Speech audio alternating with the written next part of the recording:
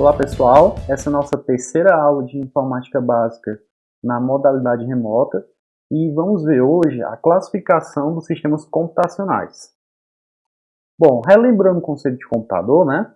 Nós temos que o computador ela é uma máquina eletrônica capaz de receber informações, submeter a um conjunto especificado e predeterminado de operações lógicas e aritméticas e fornecer o resultado dessa operação. Então a gente tem aqui que o computador vai ser o quê? Uma máquina que vai receber essas especificações, são os programas, né? São as instruções que vocês vão aprender, estão aprendendo durante a disciplina de programação a como inserir essas operações, e elas são lógicas e aritméticas, né? Lógicas, aquelas operações lógicas, e aritméticas que realizam cálculos. E o objetivo disso é o que? É fornecer um resultado. Então, por meio desses programas, ele vai executar 4 operações básicas, que é o que? Entrada, então vocês vão ver comandos e também a gente vai ver na parte dos periféricos, na parte do hardware, quais são a parte que recebe a entrada dos sistemas computacionais, né? Logo depois, esses dados que são recebidos na entrada, eles são processados para em seguida ser colocado para uma saída, para mostrar para o usuário, e podem também ser armazenados, né? Bom, existem, né, como é que a gente pode classificar os computadores, né? Nas aulas anteriores a gente viu um pouco da história dos computadores, que eles sofreram evolução. Essa máquina, o objetivo principal era de calcular, e com o tempo, com o advento de outras tecnologias, né, principalmente na parte de eletrônica, fez com que o computador ganhasse uma nova roupagem, ele teve um objetivo também diferente, o formato dele, o tamanho, o porte, tudo isso mudou, né? Diante de tanta evolução e tantos computadores, né, como é que a gente pode classificar os computadores? Existe uma grande diversidade de computadores, né, com diferentes tamanhos, custos, propósitos e funcionalidades. Então, por essa razão, a gente pensa, né, em organizar e agrupar essas categorias. Não existe uma classificação única, né, já adianto, mas a classificação que a gente vai colocar aqui é a principal adotada, que vocês vão ver e é importante para a comunicação de vocês enquanto profissionais da informática. Aqui a gente vai agrupar os computadores em 4 categorias principais. A primeira é quanto à característica de construção. Essa aqui vai estar ligada àquela parte histórica que a gente viu, que vai ser a primeira, segunda, terceira e quarta e quinta geração. E foi com o advento das tecnologias eletrônicas, os computadores eles foram pertencendo a determinada geração de computador, né? Porque o dispositivo que era utilizado impactava no tamanho, na sua velocidade de processamento. Então tudo isso aí criou uma geração toda de computador, né? Foram vários computadores que foram criados baseados nessas tecnologias. A outra categoria é quanto ao princípio de construção, quanto à natureza.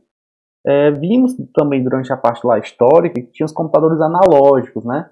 Só que também a gente viu que tem os computadores digitais, né? Qual a diferença entre o analógico e o digital, né? É bem importante para a compreensão disso.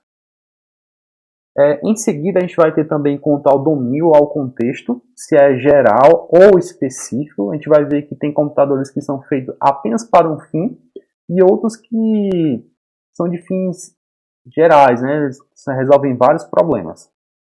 Quanto ao porte, ao custo, desempenho e propósito, a gente vai ter aqui umas categorias, né, de computadores que são supercomputadores, os mainframes, mini-computadores, estações de trabalho, e os computadores pessoais, que provavelmente vai ser o termo mais conhecido por vocês.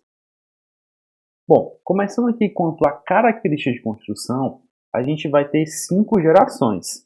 A primeira geração é compreendida por volta da década de 50. Nessa época, o componente principal que estava lá sendo utilizado na eletrônica era a válvula, que é esse componente que está na imagem aqui do lado. Ele vai ter como característica de ser grande, ele esquenta muito, né? Vai lembrar uma lâmpada, aquelas lâmpadas mais antigas, antes da fluorescente. e ele gastava muita energia elétrica. Eu até mostrei para vocês que o número de válvulas, né, desses componentes que eram queimados nos computadores, que já eram grandes, era um número muito grande. Aqui, pessoal, é importante vocês atentarem a seguinte questão. Existe uma abstração do que é que significa esse componente para o computador, né? Você olhar uma válvula do computador, qual a relação entre eles? Aqui é bem básico, é assim. Os computadores, eles executam, eu sempre falo, eles são máquinas que executam, que calculam, que executam uma determinada operação. Mas o que é que vai ter a ver essa máquina, essa válvulazinha com a ideia do computador?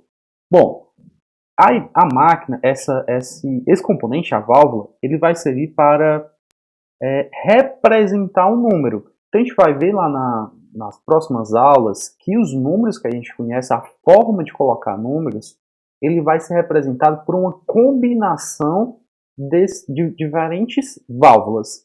E o circuito dentro do computador, ele é capaz de entender essa combinação. Imagine que são várias luzes, então tem uma sequência lá de válvulas ligada e desligada que representa o número. E quando você manda ele fazer uma operação, você em outro local aciona lá uma determinada operação, ele te retorna em seguida uma outra combinação de válvulas. É como tem a válvula de entrada, ou então alguns computadores a gente viu que tem os cartões perfurados, né, que era a forma de entrada. E após executar um conjunto de funções, ele mostrava lá uma combinação que representa o teu cálculo, tá? Então, de forma bem abstrata, seria isso. Os computadores, nessa geração, ocupavam muito espaço físico, então se lembrar de válvula, né, a gente vai ter uma coisa ali grande, esquenta muito. Foi o início lá, né, foi a primeira geração. Então tinha dispositivo de entrada e saída primitivo, que era uma ideia de cartão perfurado, diferente hoje, que vocês entram com teclado ou com display celular e colocam informações. Nessa época era colocado um cartão perfurado para colocar essa mesma informação que a gente quer hoje. Eles eram aplicados em campos científicos e militares por conta do contexto histórico que eles foram criados para resolver problemas militares, né, e científicos. Então foi usado inclusive na guerra.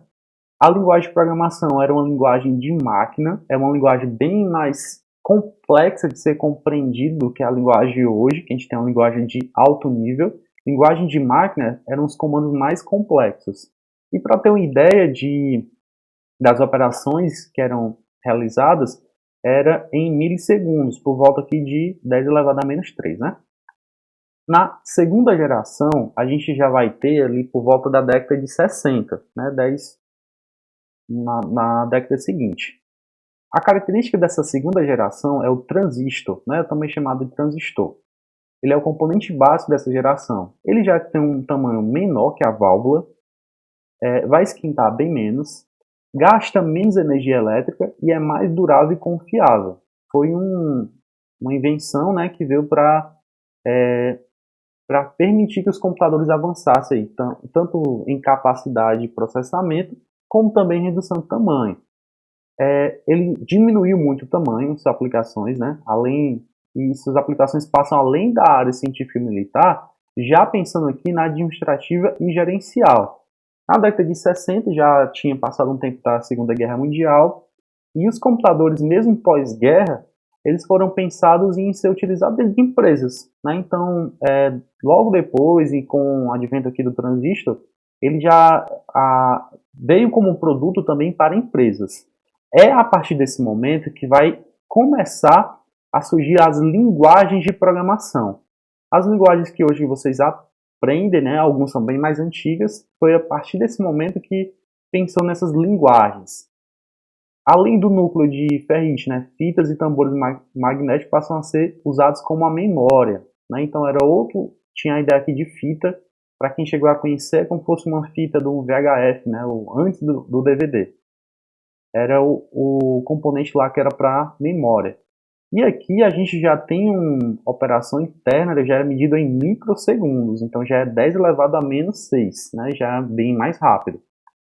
Na terceira geração, que é por volta da década de 60 até 70, a gente vai ter o surgimento do tal do CI. o circuito integrado, que é uma plaquinha que tem como essa aqui do lado.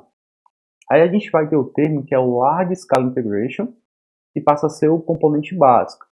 Ele ficou conhecido como chip. É um chip. Ele, no lugar de ter vários componentes soltos, como nas gerações anteriores, a gente vai ter um chip que concentra todos esses componentes. Ele é uma pequena pastilha de silício por volta de um centímetro quadrado, né? 1 centímetro por 1 centímetro. E ele é composto de milhares de transistores. Então, dentro dessa plaquinha, a gente já tem milhares de transistores, né? E com isso, né, se você tem vários componentes dentro de um espaço menor, é óbvio que as máquinas vão diminuir de tamanho e também, como você tem mais componentes, eles aumentam o seu desempenho. Nessa terceira geração, surgiu a ideia dos sistemas operacionais, que era um programa que vai gerenciar a máquina toda. Surge também a multiprogramação. Antes as operações eram feitas uma na sequência da outra, que já tem uma multiprogramação, programação já rodando em paralelo.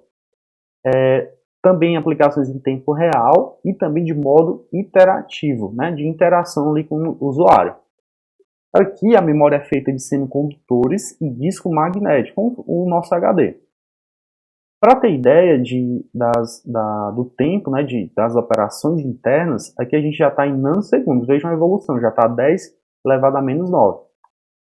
Na geração seguinte, a gente vai ter aqui na quarta geração, já é década de 70 até o início aqui da década de 90. Existe também a presença de um chip, como tem aqui na foto, e ele tem um marco inicial com o surgimento do tal do microprocessador. É um processador ainda menor. Então a gente tem uns componentes que vão ficando cada vez menores, a ponto de ficar dentro desse VLCI, que é o componente básico, é menor do que o LCI. Houve a miniaturização dos computadores, né, eles ficaram ainda menores, e é nessa geração que surgem os microcomputadores pessoais, o tal do PC, os microcomputadores. Aí também, com a inserção dos computadores cada vez maior na sociedade, né? Percebam que ele começou lá com a guerra, depois foi colocado foi aderido pelas empresas. Aqui já está pensando em um microcomputador para uso pessoal. Aí também vem, juntamente com essa inserção dos computadores, com a maior adesão pelo mundo em diversos nichos, né, da sociedade, surge também outras formas de melhor trabalhar com o computador. E veio aqui também a criação da linguagem de alto nível. Né? Linguagem de alto nível, o que seria? Né? Seria a linguagem que vocês trabalham com Python, como vocês estão vendo lá na disciplina de programação. Linguagem C, né? A linguagem C pode ser considerada de médio nível, mas é diferente, por exemplo, de uma linguagem que tem Assembly, que vai ter um conjunto de códigos mais complicados para se programar. Então, aí surge também a linguagem de alto nível. E nasce também outros conceitos que são outras áreas, como a teleinformática, transmissão de dados entre computadores por meio da rede, né? Já está pensando aí na internet, foi nesse período da década de 70, ali ao início da de 90. E para ter ideia das operações, da velocidade dela, elas eram realizadas em picosegundos. Na quinta geração, anos 90, né, então a gente não tem ainda uma definição de fim, foi uma geração que ocorreu devido ao avanço tecnológico e o conceito de geração tornou-se obsoleto. Então, chegou um ponto que evoluiu tanto que a gente perdeu essa ideia de geração, de quinta, né, depois não tem uma sexta geração. É caracterizado por aplicações de linguagem natural, processamento paralelo, inteligência artificial. Principalmente a IA é um termo bem conhecido hoje, né? Então, tem vários computadores que usam inteligência artificial em jogos, em aplicações de segurança, em aplicação de saúde. Então, com a exceção da inteligência artificial, a gente tem uma nova geração, né? Computadores que conseguem vencer de humanos em jogos, né? Em jogos de quiz, né? De pergunta, em jogos de tabuleiro também, né? Já conseguiu vencer. Aqui nessa quinta geração, que é dos anos 90 até hoje, né, a gente tem os sistemas operacionais com interface gráfica. Então, anteriormente à quinta geração, nossos sistemas operacionais eram totalmente na tela preta, né? Então aqui já, como os computadores estão sendo adotados por pessoas com usuários mais comuns, né, já pensaram em colocar um sistema operacional com interface gráfica mais amigável. Aqui é caracterizado por uma altíssima velocidade de processamento e também pela expansão da internet. A nossa outra categoria da nossa classificação de sistemas computacionais é quanto ao princípio da construção. E basicamente a gente tem aqui duas categorias, que é o analógico e o digital, né? Bom, o que seria um computador analógico?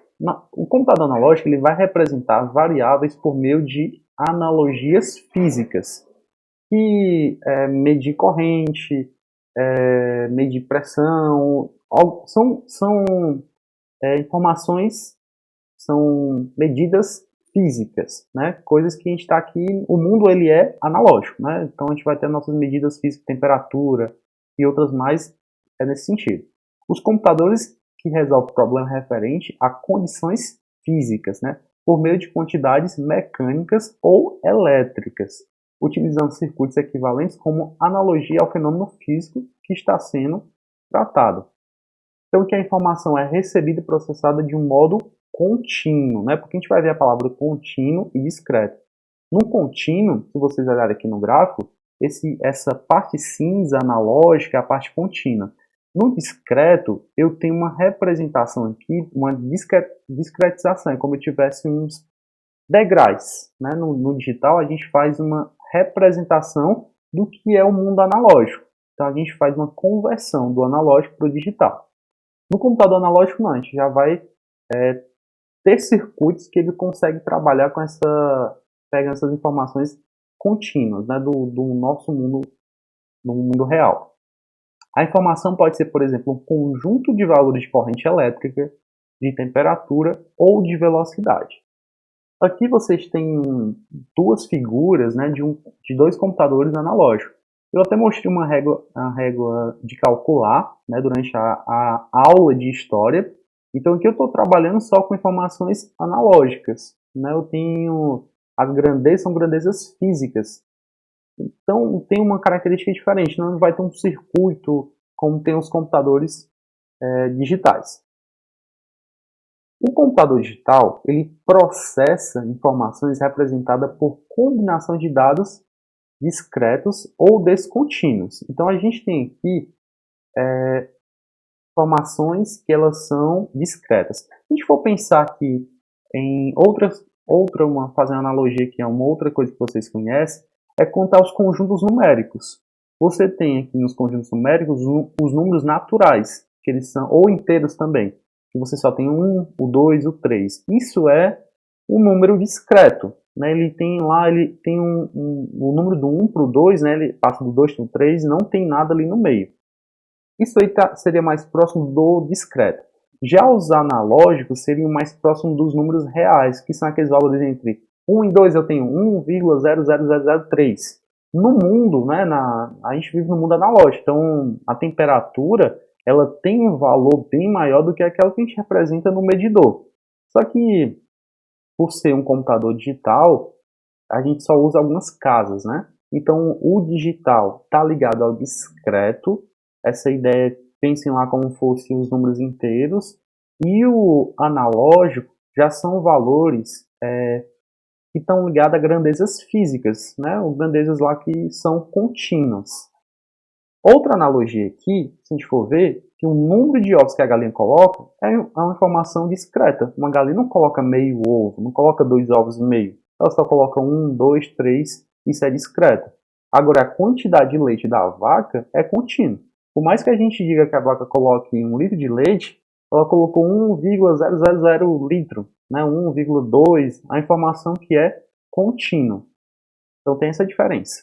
Então, mais especificamente, ele vai trata-se de um dispositivo projetado para executar sequência de operações lógicas e aritméticas, né? A ideia do computador digital é essa.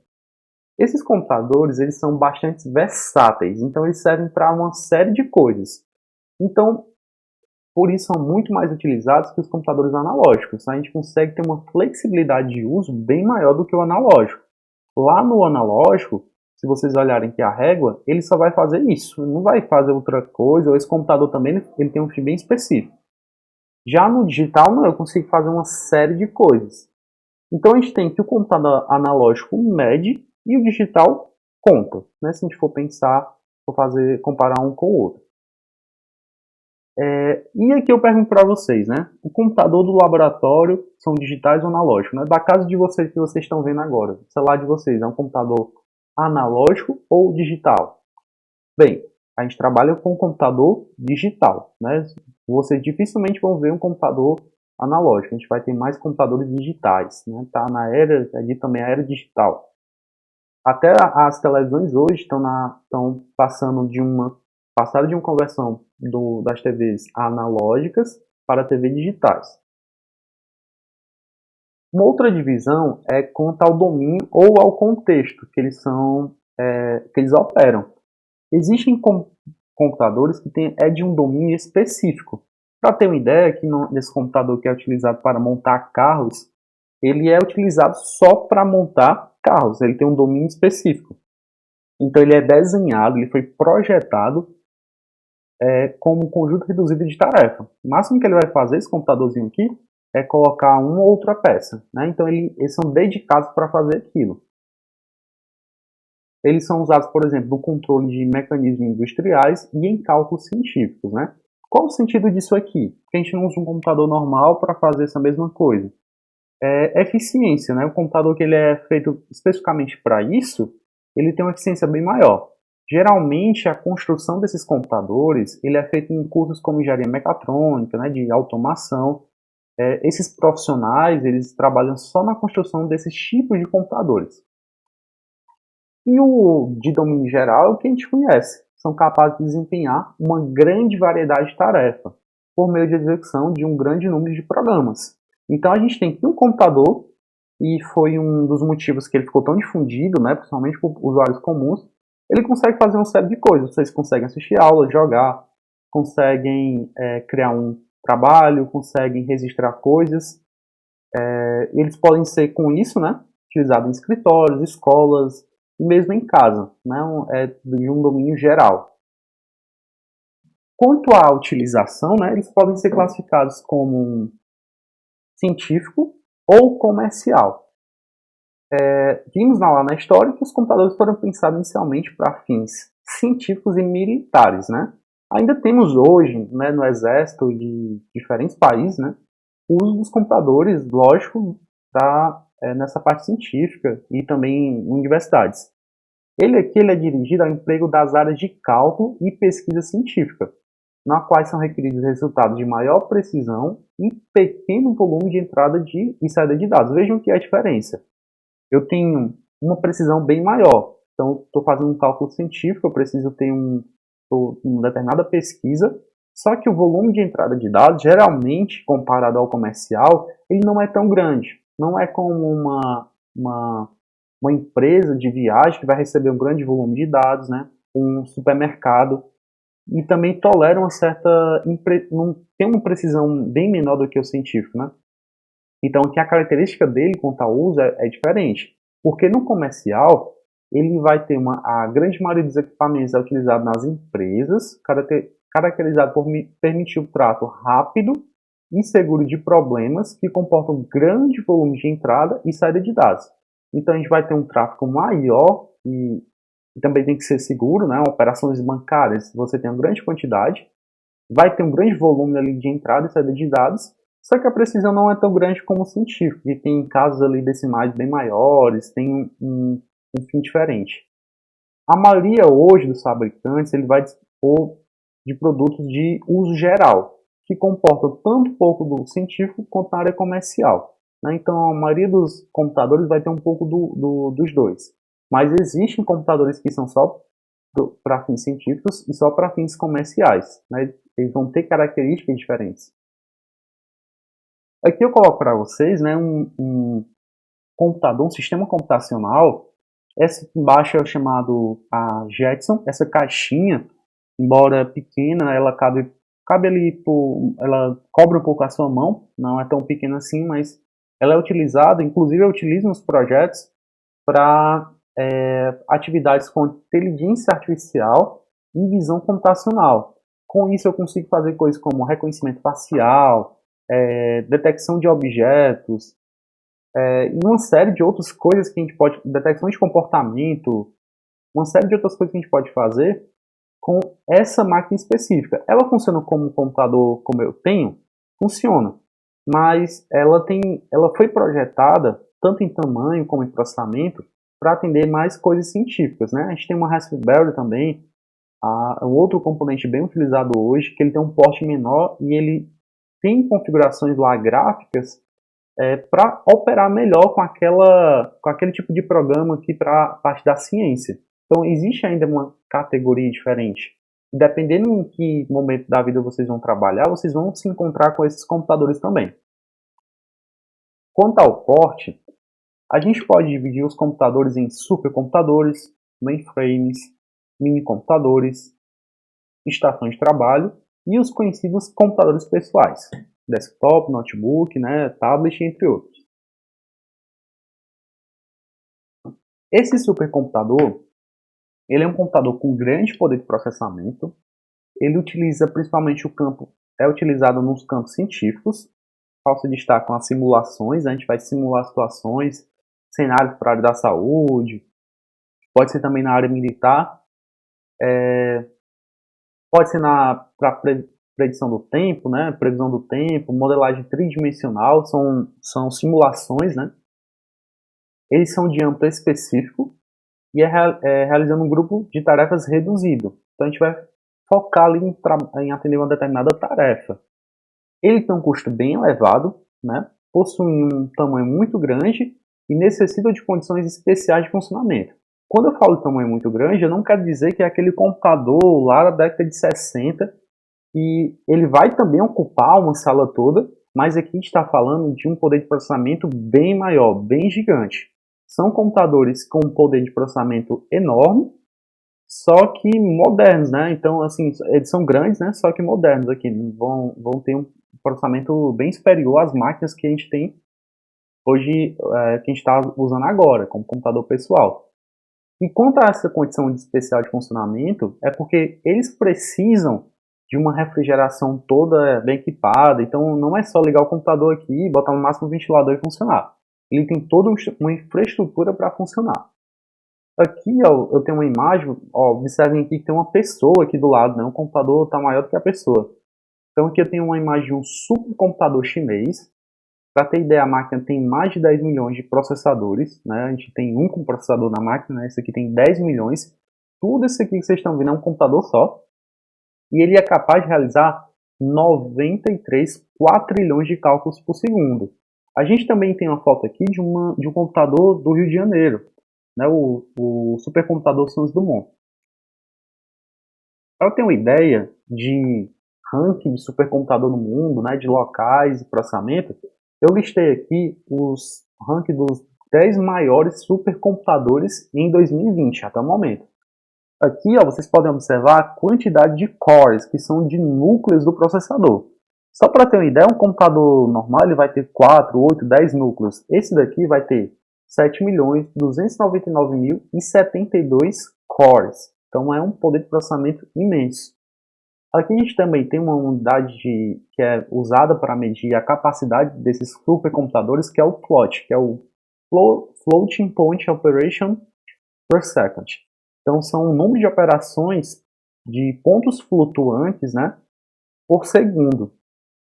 E aqui são os países em que esses computadores estão, né, que foram projetados. No Japão, Estados Unidos, né, que sempre são países do primeiro mundo e dominam. Também tem a presença da China, Itália. E tem uma série bem maior. Lá tem por volta de 500 computadores que vocês podem também pesquisar. Aqui, pessoal, esse supercomputador é o Watson, da IBM. Eu vou colocar também lá no Google Classroom para vocês verem, né, ele operando. Ele é um supercomputador da IBM que ele já venceu um programa de quiz como fosse o nosso show do milhão, né? Ele já conseguiu vencer seres humanos nisso, né? Ele é utilizado em diversas áreas, esse grande computador. É uma plataforma agora, inclusive vocês têm como acessar o serviço dele via internet. ele ele tem superprocessamento, utiliza inteligência artificial, pode ser utilizado na área da saúde, direito, mercado financeiro, previsão do tempo. Ele é um dos grandes projetos que a IBM tem, né? Bom, o outro tipo de computador que a gente vai ter é o computador mainframe. São computadores também de grande porte. São dispositivos, são sistemas projetados para manusear consideravelmente volume de dados, então vou ter um volume de dados aqui maior, e executar simultaneamente programas de uma grande quantidade de usuários. É utilizado por grandes empresas, né? É com os servidores. Né? A gente vai ter aqui muitos dados, um servidor de um banco, tem muitos dados ali, executando ao mesmo tempo com grandes usuários. Então, ele vai ser utilizado por grandes empresas que necessitam armazenar grande quantidade de informação e ter um acesso rápido a essa informação. Aqui o usuário acessa os mainframes a partir de terminais. O mainframe ele possui a ele conectado a uma grande quantidade de terminais. Terminal é aquela telinha preta, né, que vocês devem estar vendo lá nas sistemas operacionais. A forma de acessar esses mainframes, a gente não vai ter um teclado aqui para conectar ele para ver uma interface gráfica como está trabalhando agora. Então a ideia dele é ficar processando lá a grande quantidade de informações e você vai acessar geralmente remotamente por meio dos terminais os computadores. Ao contrário de supercomputadores, eles são de âmbito extenso, né? Não vai ser só específico ali. São utilizados em grandes organizações como bancos, companhias de seguro, centro de investigação.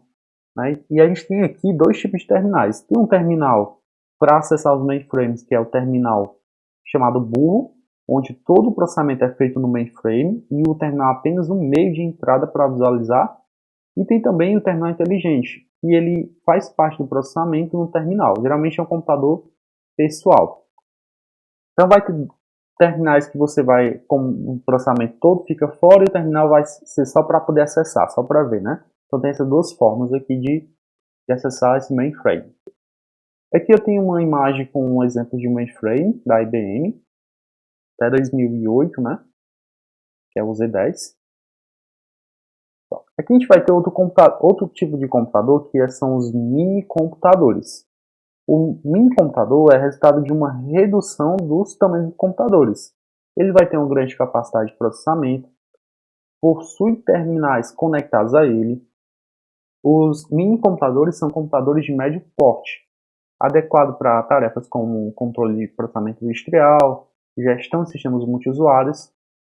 E com o aparecimento posterior e desenvolvimento dos microcomputadores, a distinção entre esse mini computador está em desuso. Então, até menos usual utilizar essa palavra mini computador. A gente vai ter muito, vai ser o quê? Vai ser o supercomputador, né, que são mais com maior poder de processamento. Vai ter os mainframes, ainda a gente utiliza esse termo mainframe. E mini computador é um termo que acabou ficando um pouquinho para trás, né? Ele veio historicamente da redução do tamanho dos computadores, mas o que a gente vai ter mesmo hoje são os microcomputadores ou também as estações de trabalho. O workstation, né, ou estação de trabalho, eles são logo abaixo dos mini computadores. Possui a arquitetura RISC e o sistema operacional é o Unix.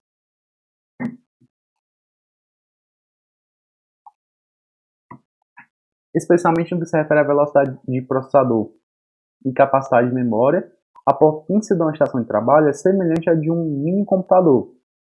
Então, as estações de trabalho são dirigidas para uso de um usuário, ao contrário de um mini computador. Aqui a gente vai ter o quê? Vai ter um computador melhor, né, uma estação de trabalho ali para um tipo de usuário específico. Para ter uma ideia, ele é usado o quê? É essencialmente um microcomputador projetado para realizar tarefas pesadas. Para quem trabalha como um engenheiro civil ou um um arquiteto que utiliza um software como AutoCAD, né, processamento de imagem, você tem ali uma estação de trabalho dentro de um laboratório Ele pode ser usado, inclusive, para a área científica, né, ou industrial, e é para um usuário ali específico, né, um usuário só. Você não vai ter, como um servidor, várias pessoas tentando acessar aquele computador. Ele vai ser mais para um usuário que requer um poder de processamento maior, né, como esse software que eu falei, o AutoCAD, alguns programas do Photoshop, algumas coisas que precisam de mais processamento, mas não tanta gente acessando ao mesmo tempo. Também outros tipos de agência, né, que trabalham de design gráfico, né, que precisam trabalhar com essa categoria aqui de computadores, né. Aqui tem um exemplo de algumas estações de trabalho, né, então algumas empresas específicas ela colocam estações de trabalho ali dentro de um determinado escritório e é para um grupo reduzido de usuários. Já os computadores pessoais, ele é um dos mais conhecidos, é o termo mais conhecido provavelmente por vocês. Ele também é conhecido como microcomputador, da ideia lá do microprocessador lá que vocês viram lá nas gerações, né, nas últimas gerações.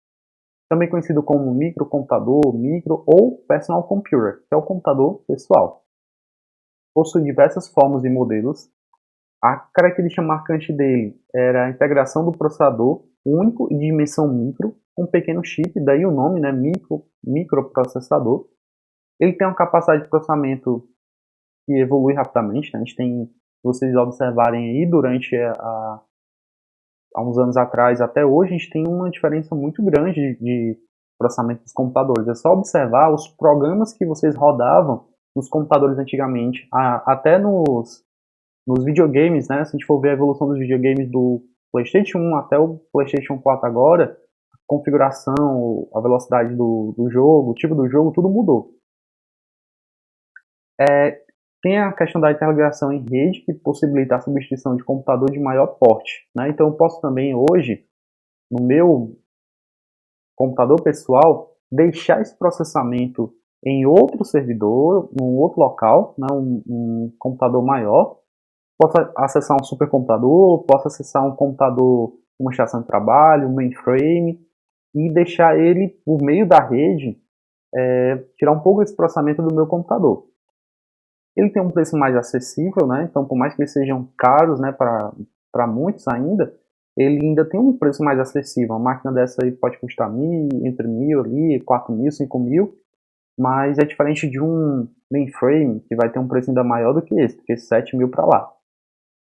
É fácil de fazer um upgrade de hardware, de atualização. Vocês podem, inclusive, estão aprendendo a como fazer a atualização dessas peças na disciplina de manutenção. O seu tamanho tende a diminuir, né? É uma característica agora. Nos celulares eles acabam diminuindo durante um tempo, mas aumenta, né? Aumenta a tela. Mas, no modo geral, a gente está usando cada vez menores computadores e está presente em todos os tipos de empresa. E também em casa, né? Não só isso. Há várias categorias de microcomputadores cuja classificação está muito relacionada ao tamanho físico e ao grau de portabilidade. Então a gente vai ter desktop, notebook, palm-top, mini PC, tablet, iPad, smartphone. A gente tem uma série de computadores pessoais. O que a gente tem aqui no laboratório, né? Vocês trabalham, quando vocês estão no laboratório ou em casa, o mais conhecido é o desktop, é o de computador de mesa, né, da área de trabalho, o mais comum dos micros. Ele tem aqui algumas imagens de computador desktop.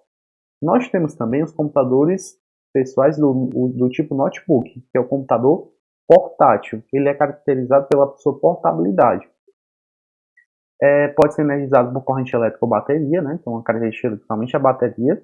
É um pouco mais caro, então se você for pegar computadores, o mesmo computador, aí você tem um desktop, um notebook, geralmente você paga por essa portabilidade, então os componentes dentro do computador, o seu HD, sua memória, sua placa de vídeo, eles vão ter um preço maior porque você está permitindo ali levar, então ele tem uma tecnologia também diferente, né, para poder ser menor e você conseguir carregar ele para qualquer local.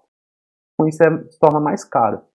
A capacidade de processamento é similar ao desktop. O que você tem diferente aqui é a portabilidade. Os microcomputadores portáteis alimentados por baterias são chamados de diversos nomes. A gente tem, além desse notebook, também tinha uma época chamada também de laptop. Aí depois apareceu o notebook, de tamanho menor e formato parecido com o livro, né? Por isso notebook. Há também, eu acredito que vocês não chegaram a ver, os palm tops, que são do tamanho da palma de nossas mãos. É como se fosse um smartphone. Aqui é um palm top, ele é um computador portátil, alimentado por bateria, mais caro. Não mais caro que o notebook, né? Mas ele tem um preço diferente. Capacidade de processamento menor, né? Ele também conhecido como PDA, Personal Digital Assistant. Esse palm top, se alguns de vocês viram, acho que está até difícil, né? Aqui eu recordo que o IBGE, que ele coletava dados da gente para o censo, utilizava um dispositivo como esse. Algumas empresas ainda cheguei a ver aqui, como a empresa de alimentos, o Habib's, né? Ele coletava serviço, mas hoje em dia acaba que a gente está usando o smartphone para esses fins, né? O palm top ficou de lado com a evolução do smartphone. Temos também o mini PC, né? Que até da Apple, tem também de outros como da iBaixo. Lá no campus vocês vão ver em alguns setores esse mini PC. Ele é um computadorzinho menor. Aí temos a outra categoria que são os tablets, né? No caso da Apple, chama de iPad, e também tem o smartphone. Temos aqui também o Arduino e a Raspberry, que são outro tipo de sistemas computacionais. E, assim, no geral, pessoal, as classificações dos sistemas computacionais são essas, né? Existem diversas aí categorias que a gente pode agrupar os computadores, mas é para ter um entendimento melhor da forma como eles são organizados quanto à evolução de tecnologia, quanto ao tipo de porte que ele tem hoje, né? Para vocês terem uma ideia, isso é importante vocês entenderem. Aqui eu tenho a seguinte frase, né? O cérebro humano, de um ponto de vista estritamente funcional, ele pode ser definido como um sistema complexo de 100 bilhões de neurônios. Né? Isso é nosso cérebro. Para conter o mesmo número de elementos do cérebro, um computador dos anos 40, a fase das válvulas, teria o tamanho de São Paulo, para vocês terem ideia. Então, na década de 40, para ter poder de processamento parecido com o que eu tenho no cérebro humano, eu teria que ter um tamanho ali, tamanho da cidade de São Paulo. Em fim da década dos anos 50, com os transistores, bastava um computador com a dimensão do Cristo Redentor. Diminuiu uma cidade para apenas um local ali do Rio de Janeiro, né? Bem pequeno. Nos anos 60, o computador seria como um ônibus, ainda menor. Atualmente, com a aglomeração de alguns milhões de componentes, né, num único chip, o cérebro e o computador eles entraram num acordo de dimensões. Então a gente está ali com computadores, né, dá para perceber desde a década de 40 até agora, com um poder de processamento muito elevado, num tamanho cada vez menor. Bom, na próxima aula a gente vai ter uma atividade sobre essas 3 aulas que a gente teve aqui no ensino remoto, e até a próxima.